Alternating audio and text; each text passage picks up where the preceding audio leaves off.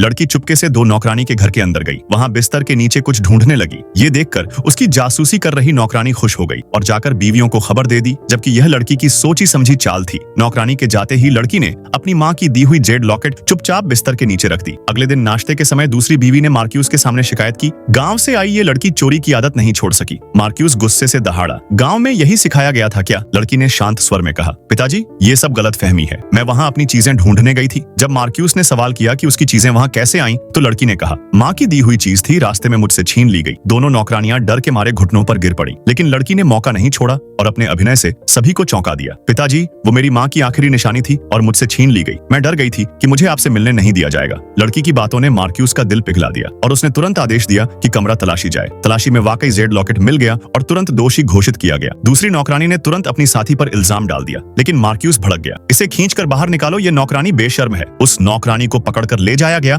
और बेरहमी से पीटा गया। हालांकि दूसरी नौकरानी डर के मारे बेहोश हो गई और सजा से बच गई, लेकिन लड़की ने उसे छोड़ने का इरादा नहीं किया। रात को वो एक भूतनी की तरह उसके कमरे की खिड़की पर पहुंची और अगली सुबह हवेली में चर्चा शुरू हो गई। नौकरानी डर के मारे पागल हो गई है। हवेली में सब घबराए हुए थे। ये बात दोनों बीवियों तक पहुंची, जो समझ गईं कि सब लड़की का ही काम है। इसलिए उन्होंने मिलकर लड़की की चाय में जहर देने की साजिश रची ताकि उसकी इज्जत को खतरे में डाला जा सके। उन्होंने नौकरानी को आदेश दिया और कुछ कारीगरों को भी रिश्वत दी ताकि लड़की को बदनाम किया जा सके। लेकिन लड़की पहले से ही इन सब के इरादों से वाकिफ थी। उसने समय रहते ही दूसरी बीवी को बेहोश कर उसी कमरे में पहुंचा दिया जहां उसकी साजिश रची गई थी। फिर उसने चालाकी से वहीं अदला बदली कर दिया। नौकरानी ने समझा कि योजना सफल हो गई है और तेजी से मार्क्यूस को जाकर बताया कि हवेली में कोई चोर घुस आया है। मार्क्यूस उस वक्त मेहमानों के साथ दावत पर था, लेकिन शांति बनाए रखने के लिए वह खुद अपने सैनिकों के साथ निकला। तभी अचानक उस कमरे से अजीब आवाजें आने लगी, जिससे सब चौंक गए। और जैसे ही मार्क्यूस ने कमरे का दरवाजा खोला, उसकी आंखें हैरानी से फैल गईं। उसने देखा कि उसकी दूसरी बीवी उस बदनाम आदमी सांग ब्याओ के साथ थी। यह नजारा देखते ही मार्क्यूस का खून खौल उठा। उसका चेहरा